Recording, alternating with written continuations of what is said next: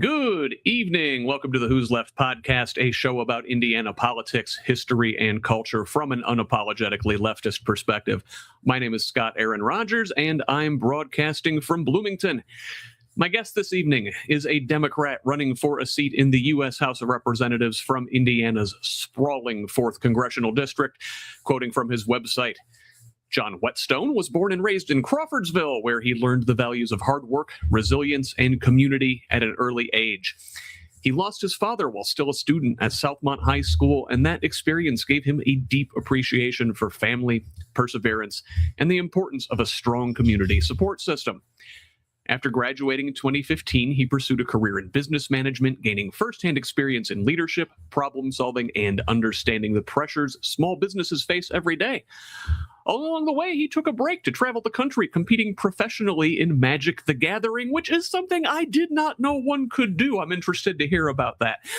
When the COVID-19 pandemic disrupted lives and livelihoods across Indiana, he returned home to Crawfordsville and refocused on serving his community, re-entering business management, and eventually opening his own small business. Tonight's conversation will focus on John's background, his reasons for seeking this position, his policy priorities should he make it to Washington, and why he thinks he's the best choice to represent Democrats in a crowded primary field. Before we get there, you know the routine. This is an independent media project. We don't paywall content. We don't have billionaire benefactors. Only individuals like you keep this thing going. It is a foundational principle of Who's Left and the Progressive Indiana Network that we refuse to hide important information behind paywalls in the middle of a political crisis, even to our financial detriment. So please, if you find value in this work, go to progressiveindiana.net and subscribe at the paid level. It is only $5 a month or $50 a year to help us build the infrastructure that will pop the right-wing media bubble in this state. And while a paid subscription is the best way to help grow and sustain this project, you can help in other ways by liking and sharing on social media, commenting, leaving reviews, providing feedback, forwarding our content to your people. You get us when you can. Mostly, we just want you here in this community of Hoosiers dedicated to making this state and its government work for all of us, not just the elite few. Please join us. You can follow me on Blue Sky, Instagram, and Threads at whosleft.us, and on Facebook, TikTok, and YouTube at Who's Left. Again, that is HOOS Left. Progressive Indiana Network's handle is the full spelled out name on most sites, but on Blue Sky and TikTok, it's PIN Indiana. Please help us grow with a follow wherever you're at and tell the others. Let's build a radically democratic Indiana together. And now, let's welcome our guest this evening, John Whetstone. John, welcome to the podcast. Thank you for having me tonight. I'm glad to be here, and I'm excited there was an open spot suddenly. Hey, I'm really glad we got a chance to work this thing out. I had been meaning to get you in here, and that schedule really filled up in the months leading into the primary. But filled up for me too. I'm glad it worked. Glad it worked out for both of us. So, listen, I like to begin these things with a segment I call the Easy Dubs, the Easy W's of journalism, the who, what, when, where, and obviously the what is this election season we are in the middle of. Obviously, early voting is already going on. The primary is May 5th.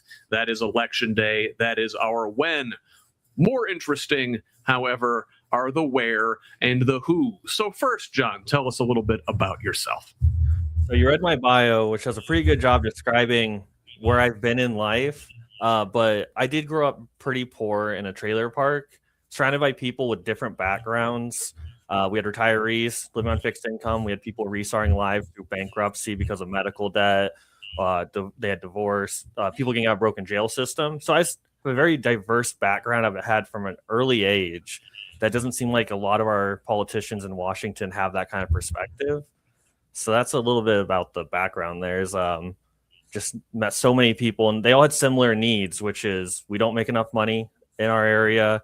Our healthcare in rural America is destroyed, things like that. So not to jump the gun a little bit on our reasoning.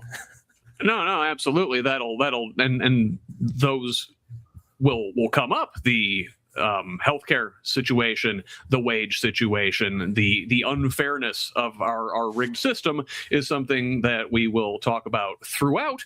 But first, let's talk about the 4th a little bit. Yeah. This is a large, spread out rural district. Is Lafayette the biggest city in your district? I believe so. We also have like Brownsburg, Avon. They're pretty populated as well, but I think West Lafayette's the biggest. Sort of the west suburbs of Indianapolis, and this district goes down to Martinsville in south central Indiana, which is just north of where I'm at, all the way up to the Calumet region there. What is that? Newton and Jasper County, White County. That's the one I was looking for. Yeah, which are on Central Time still, I believe, some and areas, part of the Chicago market, and butting up against the 1st district there. So I'm pretty fortunate coming from Crawfordsville. To get to Martinsville is about an hour and a half for me. To get up north to the northern reaches is about 2 hours for me. So I'm pretty central. Which it's hard for some of the candidates coming from super far south or super far north. They have to drive 3+ hours to get places. Our district's massive. You've been in this race for months. You started exploring running for Congress last summer, I believe. So you've been out there traveling far and wide, meeting people. What is an interesting thing about your district that folks might not know? An interesting thing. I don't know if it's a thing. It's more the people. No matter the town I go to, no matter the size, people are there with kindness. And even if we're not agreeing politically, there's a kindness there that I don't think you get everywhere in Indiana. And it's pretty uniform across the district. In my experiences, I can always find a friend everywhere I'm going. sort of peak Hoosier hospitality. Yeah, and it's genuine as well. It's not. There's no charade there. It's genuine. None of that. Oh well, bless your heart. Yeah. So, we got the easy ones out of the way, the easy dubs, the who, what, when, where. The more interesting W question, of course, is the why. And you've sort of alluded to it a little bit, like why you got into this race, some of your early experiences that shaped you. But, why now? Why Congress? Why, John? Yeah, so as a young person in politics, you can imagine every room I'm in, I'm usually one of the youngest people in the room. It's not a great feeling. It makes me not feel heard, and I'm in the room. So when I'm out talking to people, I was originally eyeing a state house run, but I was out talking to people, the people who were getting ready to volunteer in my campaign, the ones who were promising they were going to donate. They're tired of being locked out of politics, being under 30. They feel like they have no voice, things like that.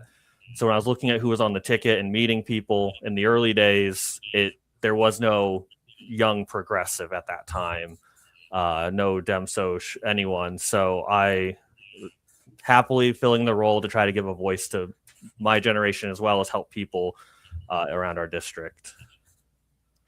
And it's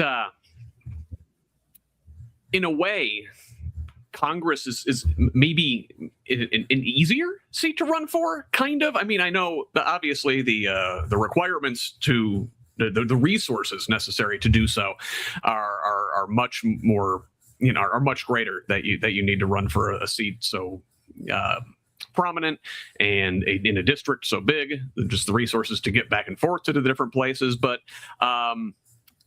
some of those state house seats around here are just so badly gerrymandered. There's like no shot, and it's got to be frustrating for the folks, and they're doing the Lord's work. The people who do go out there and put their name on that ballot and run in those seats where you've really got the deck stacked against you. Oh yeah, Our districts are gerrymandered, but not nearly as bad, I don't think, as the state districts, or nearly as bad as they could be, as we saw in December. Right. Yeah. So I'm the Montgomery County Democratic Secretary, and we have, I think, 4 or 5 House districts that touch into our county, and just trying to coordinate with those candidates and talk to them. Like, I know you only have 2 precincts in our county, but can you come here to this meeting?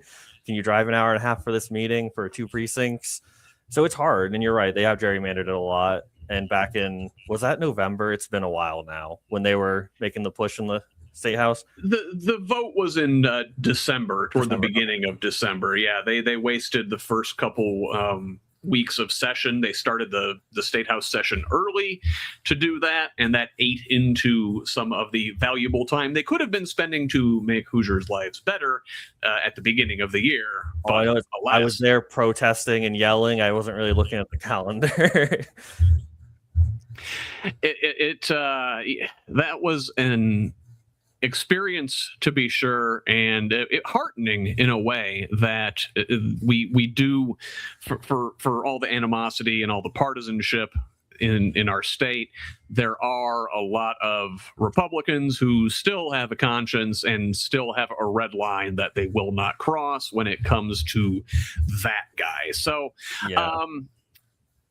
Let's talk about some of your life experiences that shaped you, that I really gathered from your website and from just seeing some of the things you've been talking about online, that you are very much a helper.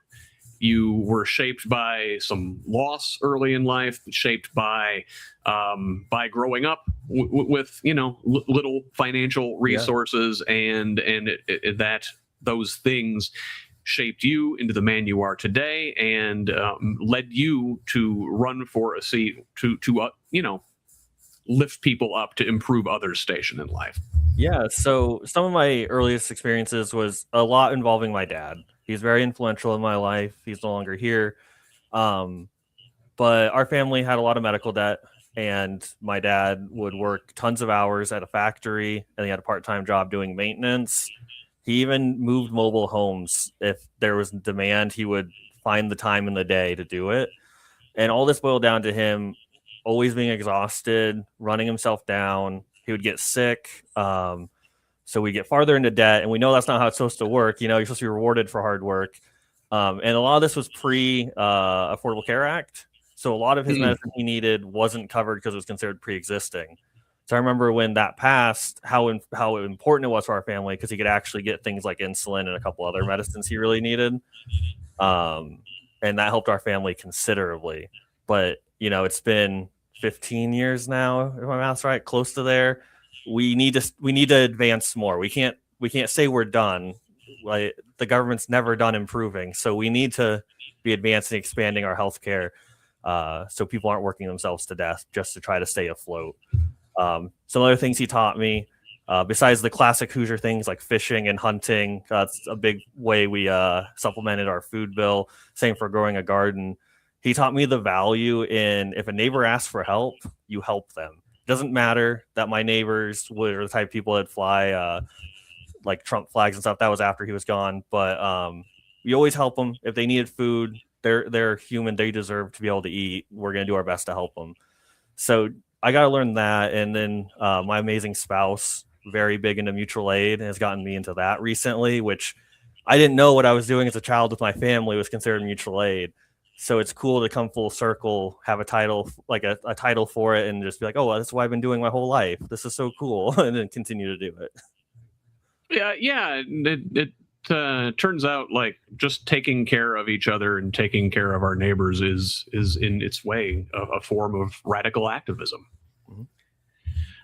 I want to start our 3 big things section that we like to do around here on healthcare, because you talked about it, and the irony of having to work yourself ragged to get to work out of medical debt, and in the process of doing so, your father, made himself sicker, rang up more medical debt. We're the only industrialized country in the world that does things this way. what the hell is going on and how are we going to dig ourselves out of it?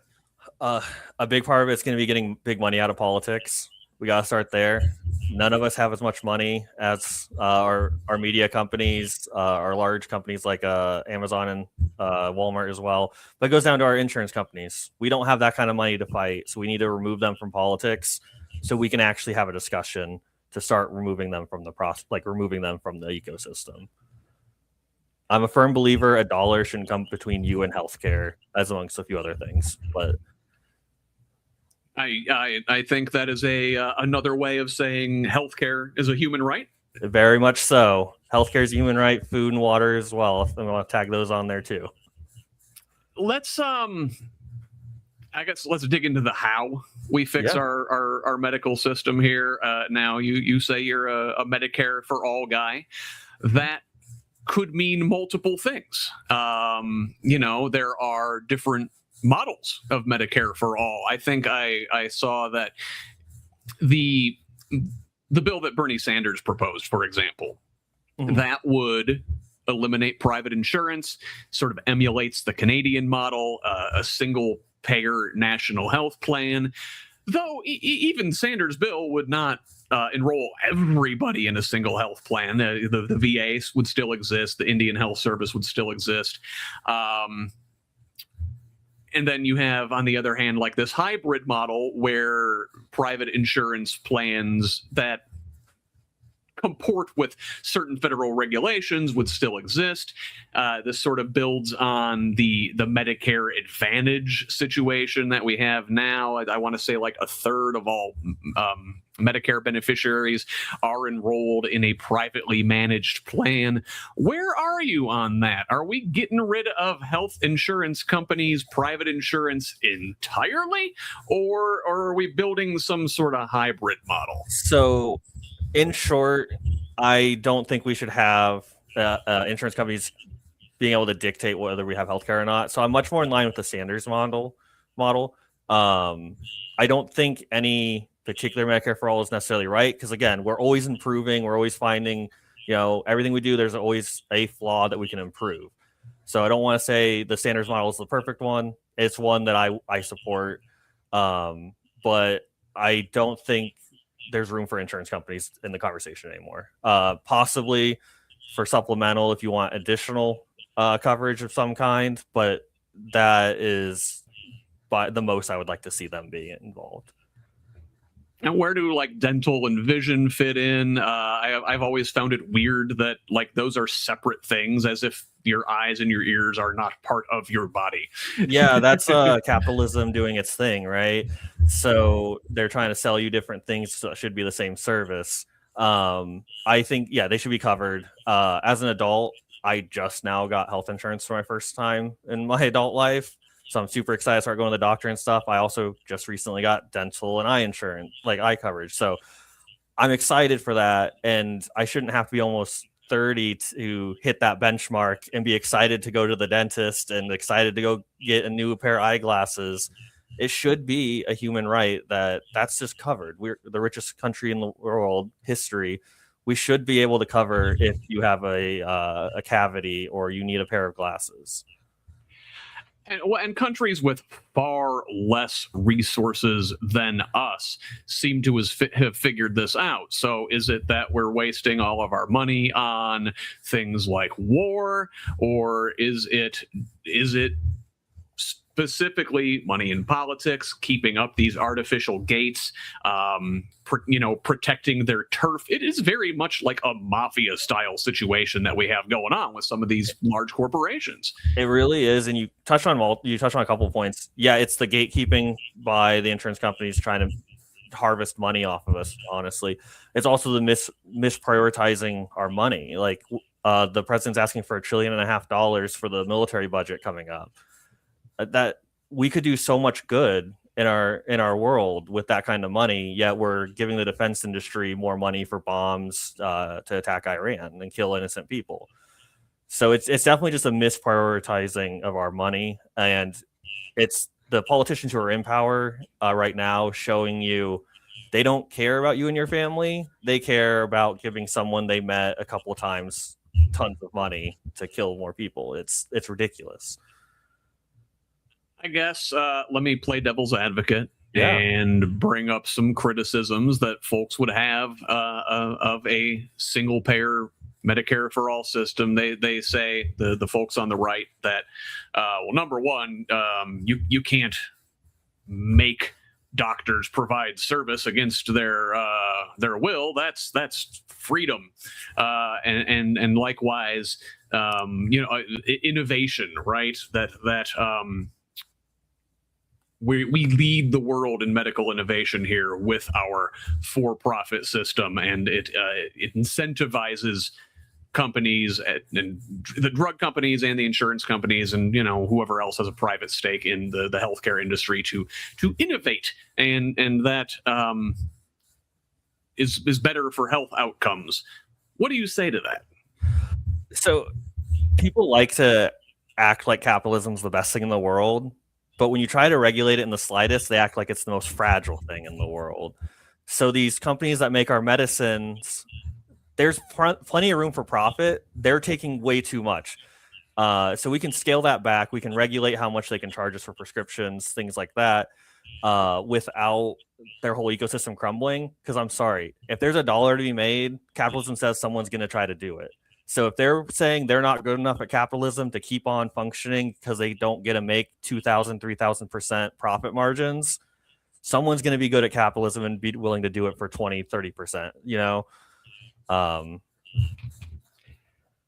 Let's talk about the insurance companies themselves. Now, I think they are a cancer on the entire healthcare system, and they don't actually provide anything of value.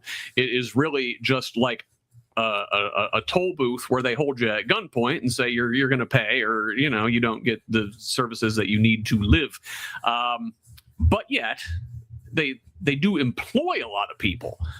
If private medical insurance goes away, what happens to all the folks that are working for those companies? A large portion can be absorbed into the government just administering the healthcare. So I feel like it's a pretty easy transition for most people. I don't have job numbers. I can't tell you, 20% is going to ultimately have to find new work. I can't tell you that number. But a large portion would still be employed in similar administrative roles through the government or through the healthcare systems they're already working in. They just might not be working for places like Anthem or Blue Cross, And well, then of course the folks would say, "Oh, you're growing the size of government, and who's gonna pay for all that?" I suspect we're gonna get to that part. Yeah, we will get to that part. Do you want to segue here, or do you want to? It's gonna be. We need to actually hold the 1% accountable, make them pay their fair share. We need companies, back to that capitalism, them acting like it's fragile part. They need to pay their fair share too. And then we also get collective bargaining powers with 300 million strong covered base. We get to basically dictate terms a lot easier than lower prescription drug cost and cost of procedures and things like that. And I guess just sticking on healthcare here, how do we? Because it should sell itself. We're talking about number one, places that have universal healthcare have better healthcare outcomes than we do. They live longer. They're in better health during the course of their normal lives. They suffer from less chronic disease, and it's cheaper to treat things up front, preventative care, than it is to take care of things that compound in the end. And furthermore, it's cheaper to pay, I don't know, whatever your number is in taxes, than it is to pay that money to the private health insurance companies. The government doesn't need to make a profit on the services that they're providing. They don't have some CEO that needs to buy his 6th yacht. And they're not beholden to shareholders. The American people would be the shareholders in this. So they would be beholden to all of us, not just a select few who have extra money to buy at the stock market.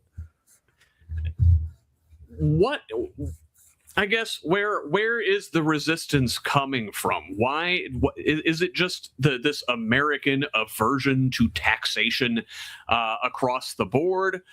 Even though, listen, your tax bill would be less than your insurance bill by like a lot. Why? Like, just get it. Why won't you just get it? So from my perspective out campaigning, again, I've been doing this for almost 7 months now. Most people I run into, no matter their side of the political spectrum, they are for a better healthcare system. They might be scared of the Medicare for all words, but they are wanting and they are needing a better system. So I do believe this is a top-down issue more than a left-right issue. So I think the pressure is coming from those at the top and the insurance companies to keep our system as it is. Okay. Well, let's go ahead and go there then, because that is one of your other 3 pillars of your campaign is, the economic fairness, let's call it.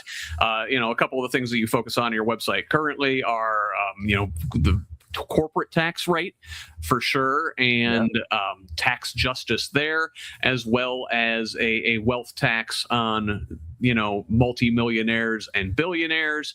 And those are the folks who are currently benefiting from our private healthcare system. So I don't want to jump right into the wealth tax. That's another one that scares people. I've talked to people and it scares them, but at the end of the day, you have to look at it. Are any of them multimillionaires and billionaires? Huh? Are any of them multimillionaires and billionaires? Not to my knowledge. And so they see a little bit more. Everyone, it's the American dream. You're going to work hard one day and you're going to be at the top, right? And I don't want to eliminate that. My whole thing is bringing the American dream back into reality for us.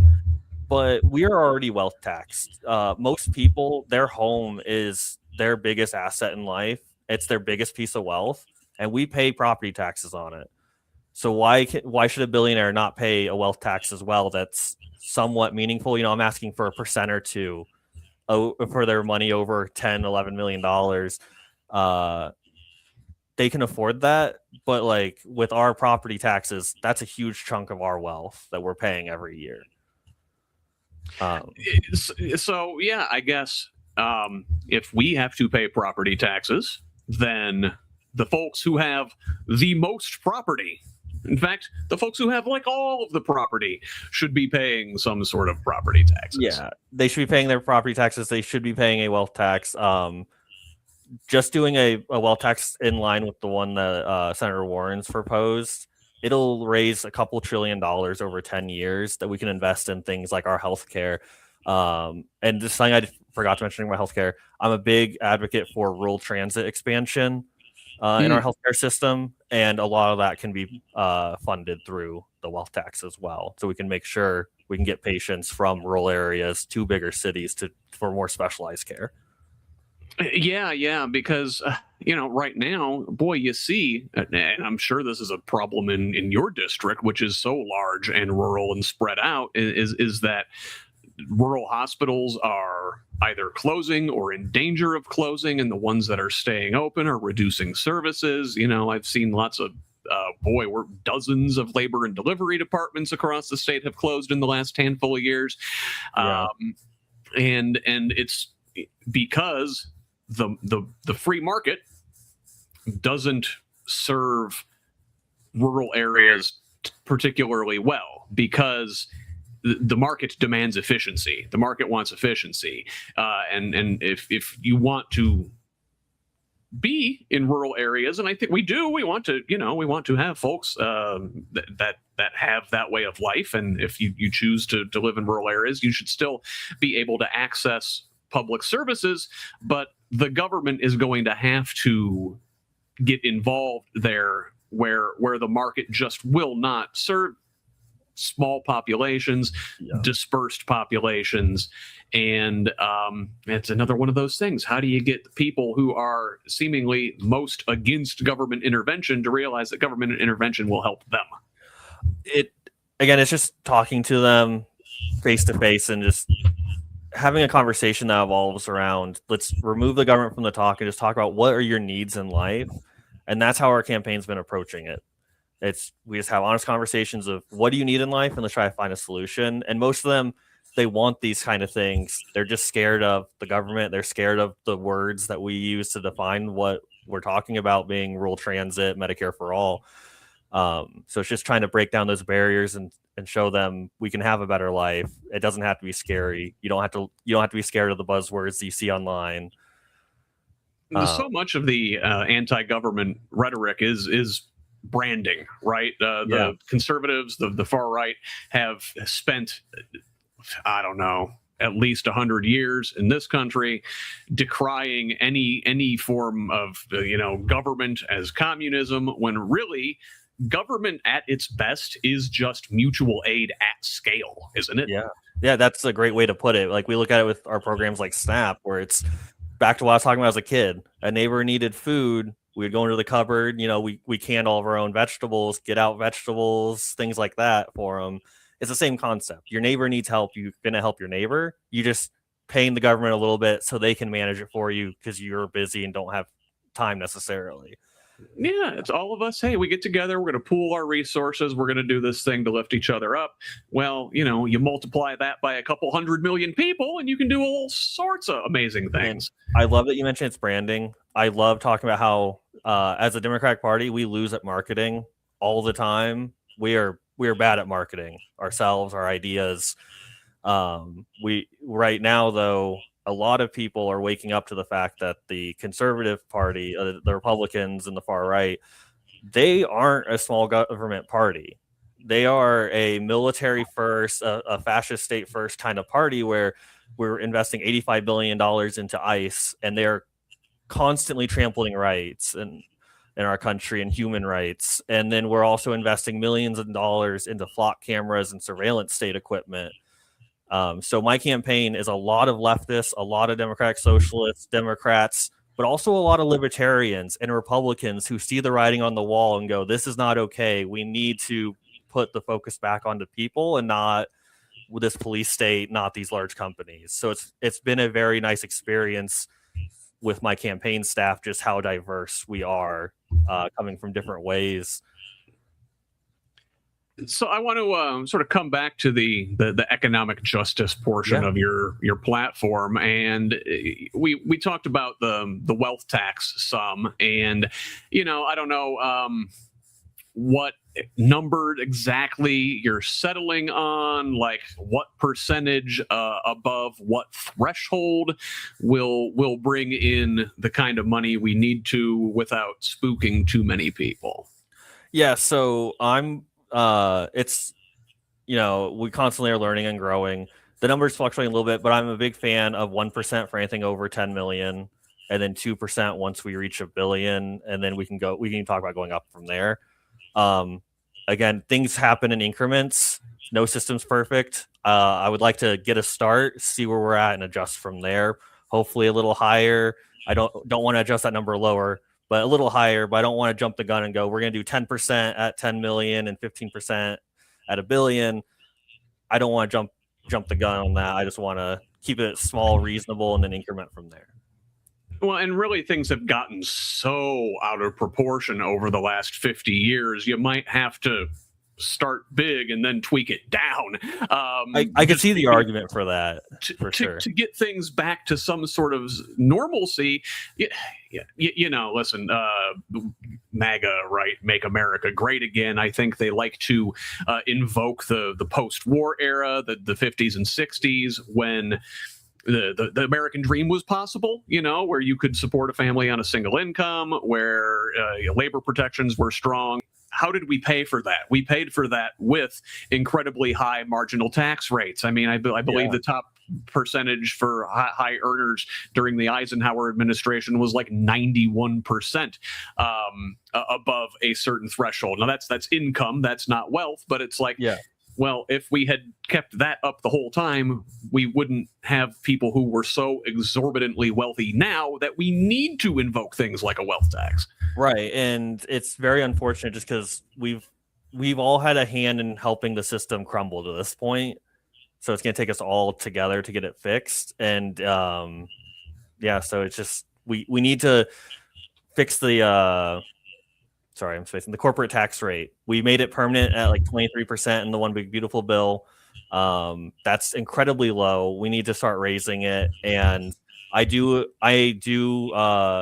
support the exit taxes that you can put on on companies. So if they try to flee the country so they can avoid their taxes, they're going to be paying a big chunk. And again, it's capitalism. Someone will fill that role, and we'll have those systems still. If they want to leave, whatever. Someone's going to fill the role and want to do it. And, that's something Biden was doing, was working with other countries to achieve some sort of global minimum tax on these corporations. So you can't just race to the bottom and go find your tax haven place, Right. where you can, like the Cayman Islands or whatever, where you don't have to pay any taxes like that. That doesn't serve anybody well. I guess I wanted to come back to the corporate tax rate specifically, since you mentioned it, and you said that the big stupid bill lowered it to 21%, which is incredibly low. And then there's still a bunch of loopholes, like no corporation's paying that much. Before that, it was 35%. I want to say Biden proposed rolling it back to 28% when he was in office.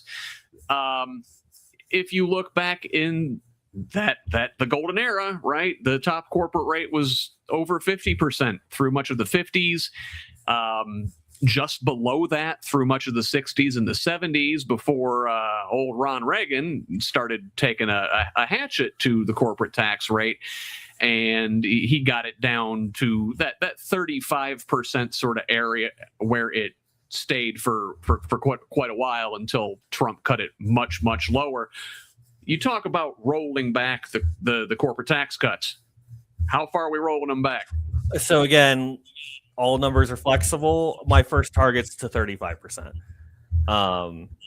But like, we can look at companies like, I like to talk about Dollar General. A lot of us around the district, that's our grocery store. So I love talking about it.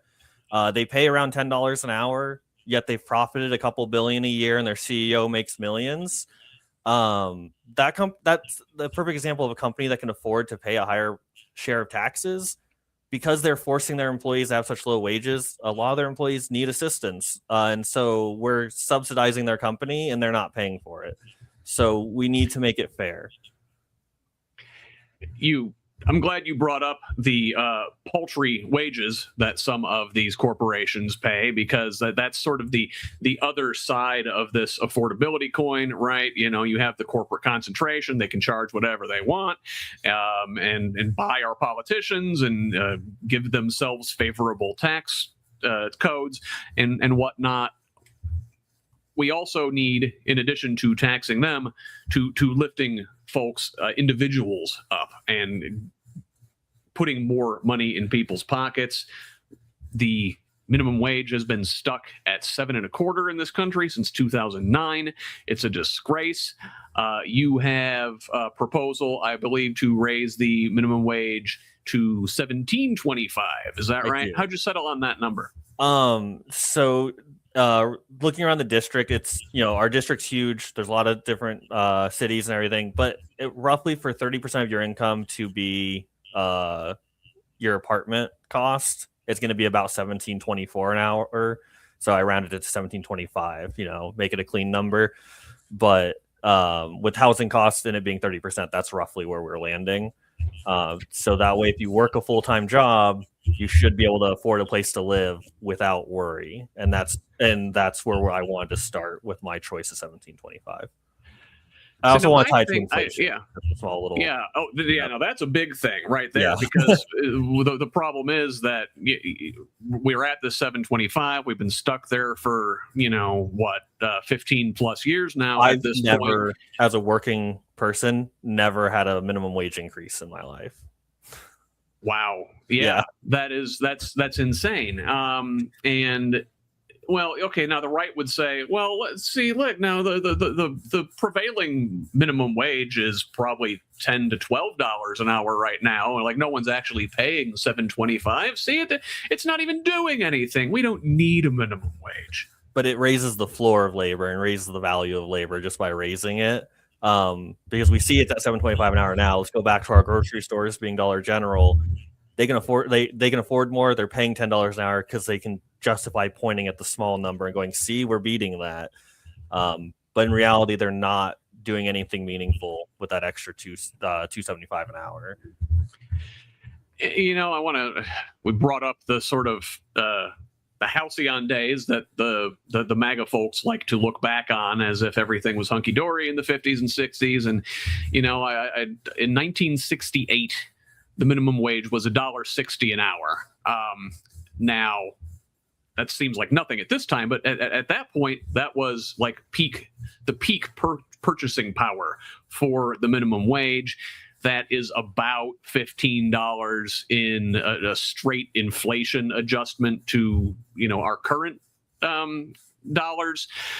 Now, if the minimum wage had kept up with productivity, it would be, I don't know, in the 20s, pushing 30, perhaps. I think I've seen that to afford a 2-bedroom apartment in Indiana, you need to make $22 an hour anywhere. My number is for a 1-bedroom. Yeah. Oh, okay. All right. Yeah, but my figure was if it's one person, 1 bedroom. That's how I got that number, 1725. Just to clarify a little bit.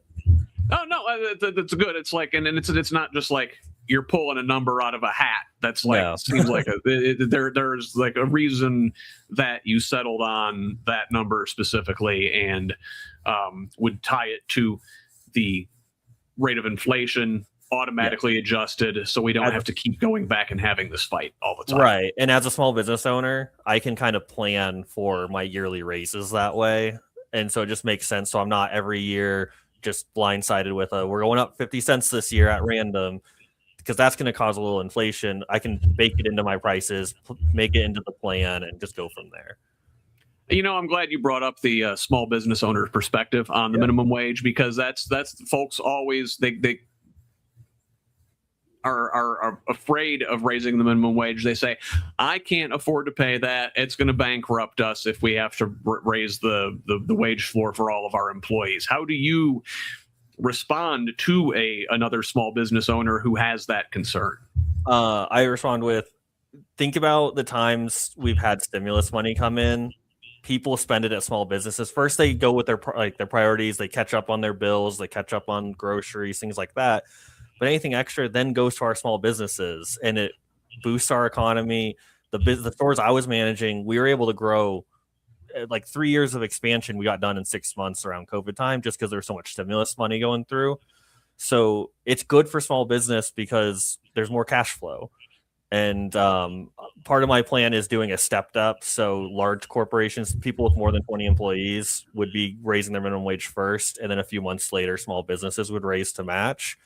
That way, there's a little bit of time for money to filter into the local small economy and get those a little boosted before they have to raise to match.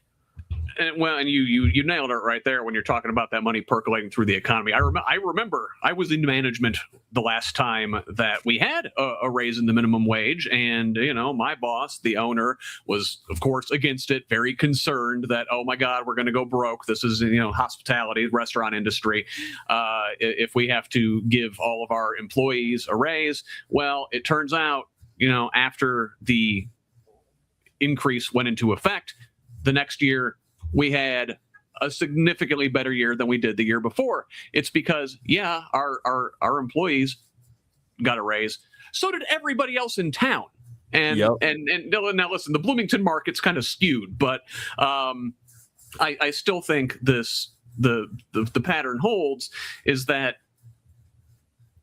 if everybody in town gets a raise, if the wage floor is raised, and it's not just for the people at the lower end of the spectrum, it's like, then the middle wages are going to go up, and the upper wages are also going to go up by about an equal. Raising the minimum wage raises the value of all labor. It really does. And so then you've got people with money to spend at your small business. Yep. And that way, we can then go, we can get more employees, we can expand our inventory, we can expand wages. So it's just good for the local economy. And the more small business owners I talk to and try to put it in perspective, there's a study, I always forget who did it. It was out in Pennsylvania and New Jersey in the 90s, where one of them raised their minimum wage and the other didn't, and it showed that it actually helped the economy. They expanded hiring, things like that. So and we've even seen it on like local levels, right? Like there's, I believe, before California raised their minimum wage, Los Angeles did, or San Francisco did. You double check me on what the localities were, but everybody was afraid. Oh, all these businesses are going to close. They're going to move to the next town over, and where they can pay less wages. No, it turns out it didn't actually work that way. They did just as well, if not better, with the raised minimum wage. Another thing I hear as pushback, and I'll play my own devil's advocate here because I want to get rid of this one. People will be like, well, they'll cut jobs. You hear that all the time. Like they'll lower their cost of labor by getting rid of workers. I'm sorry. Every Dollar General I've ever been in, they do not staff enough employees as is. There's no more to trim. That's not an option for them. They're running at peak efficiency if they can. They're not going to have extra employees to cut. Yeah. They're you go in one of those places. There's like one person, and the whole store is a damn mess because they can't keep up. Yeah, exactly. Yeah, they're a particularly bad actor in this space, and they do really exploit. They need to get roughed up a little bit because they do exploit these towns where they're the only game in town in a lot of these places, and that's monopoly, and monopolies are a bad thing. Oh yeah, I don't know. You said you're from Bloomington, so I assume you have like actual grocery stores around. But I don't know if you've ever just went to Dollar General week to week to buy groceries. It's considerably more expensive than going to a normal grocery store. And like you said, by design, they have monopoly. And you don't get fresh food. The quality is, it's processed stuff, shelf-stable stuff. I want to know how RFK Jr. and his Maha folks reconcile that with the Republican donor base who would love if Dollar General were our only option for shopping, it seems.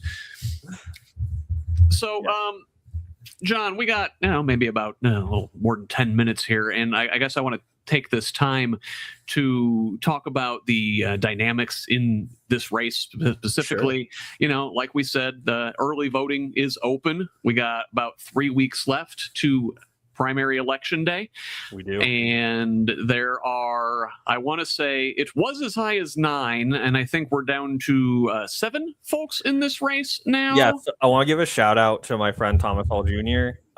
He recently backed out and endorsed me and joined my campaign team, bringing an awesome perspective as another young person, a young father, family man, union man. Like, super excited for him to be on the team. He's really good at data because you can never have too much of it as a campaign. So I just want to give him a shout out because I really appreciate it, and I'm excited to be working with him. So still a lot of folks. We had just hosted a debate here on Progressive Indiana Network this past Saturday. We had a stage full. The screen was packed with candidates. What makes you stand out? Why in a field of 7? Some folks have a lot of experience in politics. Some folks have military experience. You've got a diverse range of candidates in this primary, which is just, listen, it's good to have options, especially as a Democrat in Indiana, where we're used to not having a whole lot of any. But now it's like a bounty of choices. Why is John Whetstone the person to choose if you're a Democrat in the 4th district? Why can you win in November and unseat the fossil Jim Baird, or if he loses his primary, Craig Haggard will be there waiting? It goes kind of back to my campaign team structure, where we have a diverse base just in our campaign structure, because our message is one that goes it's about the top down, not the left right. Don't get me wrong, I'm not going to be towing with fascism at all, but it's the message of affordability and being honest about it. I don't like using the terms kitchen table issues because it's a survivability issue at this point for a lot of people, and just being honest with that and being genuine, because I'm from we're all from the same places, but I'm genuinely, growing up in a trailer park, like scrapping every dollar we could to open our own small business. Like, we lived in that trailer park with no heat and no water for months until we could open our own small business. So I understand the life of struggle, and it makes these conversations so much easier because it's not coming from a place where it seems like I'm just using it for a talking point. It's genuine, like, I've lived it and I care, and people can tell when you're having that conversation. And that's how we're kind of breaking party lines right now, is when you go into a room full of Republicans and just talk to them about NASCAR, all of a sudden you're a person with them, and they're going to listen, like they're listening more about healthcare and wages. It's really something to see. It's probably my biggest superpower, I think, out of the 7 of us is that. Is you are a regular person who knows the struggle, and that is a thing we definitely don't have enough of in politics, and we certainly don't have enough of in Washington. You know, I want to say the average net worth of your average congressperson is, you know, well north of $1 million. Like, you got somebody like Jefferson Shreve right here in Indiana in the 6th district is pushing $1 billion himself. Did not realize that. Wow. Yeah. Well, self-storage maven. That's where he made all his money, in storage units. Because the top of the income scale has too much crap, and they need somewhere to put it. And then the rest of us are struggling to get by. Wow. Okay. And but that really goes to show that it is a top-down issue, and the folks that we've been talking about with the corporate tax, right, with the wealth tax, those are also the people, unfortunately, who are in Congress or who own congressmen and are buying the government and buying favorable terms for their tax bill or whatnot. And that's why it's important to have a young progressive in Congress who's lived the life I've lived, because I love my life, and I love most things, like almost everything about it. I'm not going to be swayed. I'm also used to telling people no and upsetting people. Like, you don't jump into a race like this and everyone is happy in your district. You have to tell some people, no, I'm going to do this. Like, I'm sorry you don't agree. So it's all things I'm used to at this point. John, just a few minutes left here. What did we miss? I didn't get to talk to you about Magic the Gathering. Yeah, we can talk about that professionally. I didn't even know that was an option. Yeah, so I call myself a professional Magic Gathering player. I never made the Pro Tour, but at one time my income was entirely from tournament winnings, coaching people. At the time I charged, I think, $17.50 an hour to teach people how to be better at the game. And then, I just traveled the country every weekend and played cards and got to see a lot of diverse ways of life, experience a lot of cool things and what different areas did better than others, and bring it back to my town to try to bring a little bit of the good back. It was great. COVID unfortunately ended it, though. Couldn't really go do it anymore. That's sad. Does the tournament not exist anymore, or did that just knock you out of the tournament? It does. It still exists. I'll go play occasionally. I think I went to Atlanta a couple months ago, but it's not where my priorities in life are anymore. My priorities are making sure my neighbors can eat and my neighbors can pay their bills. So that's what I'm all in on right now.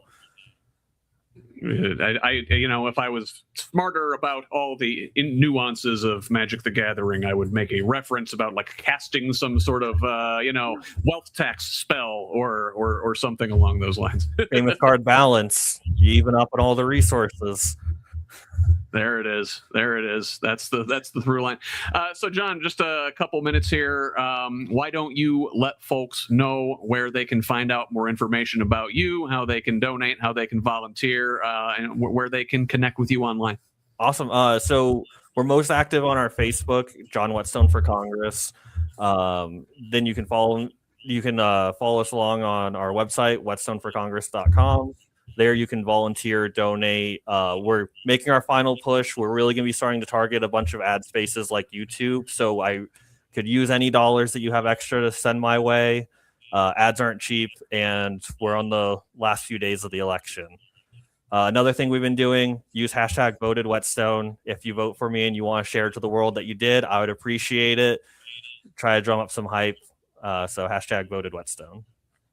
Fantastic. And I should note a programming note here. Tonight was fun, and I enjoyed talking to you, and I enjoyed being the person to ask the questions. However, Sunday, we are having another Progressive Indiana Network virtual town hall, and you, the viewer, get to ask the questions.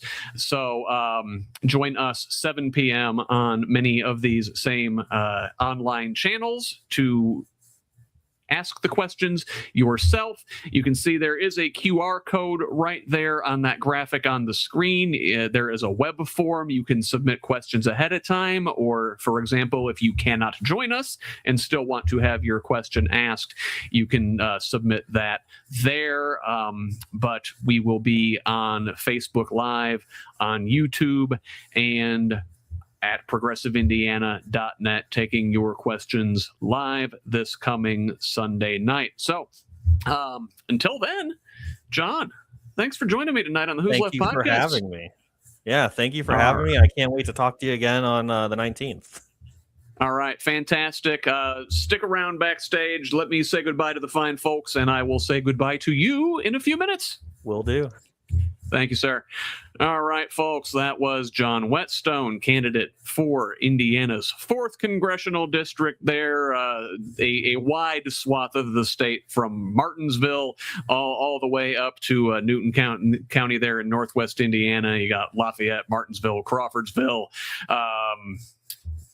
Zionsville, Avon. I don't want to leave anybody out. Anyway, join us again Sunday night, 7 o'clock for that virtual town hall. And of course, earlier that same day, you will find me here for Who's Left This Week, Indiana's only unapologetically progressive Sunday morning politics show.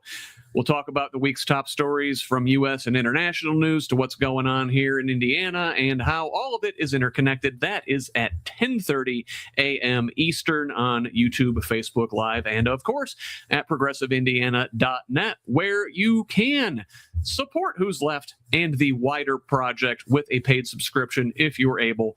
This independent media project relies solely on the generosity of kind patrons like you to make this information available for free to everybody. Again, the website is progressiveindiana.net. We could also really use a follow on social media at Progressive Indiana Network on Facebook, Instagram, and Threads. Please subscribe to our YouTube channel at the same handle. And over on Blue Sky and TikTok, the handle is PIN Indiana. You can find me on most of your social media sites at Who's Left. That's HOOS Left. And you can direct message me anywhere with feedback, tips, ideas, and concerns. Or, hey, email me directly at scott@whosleft.us. Finally, please forward the show to a friend. Have them pass it on to. Let's keep building this project and a truly democratic state, one conversation at a time. Until the next one, this has been the Who's Left Podcast. I'm Scott Aaron Rogers. Love each other, Indiana.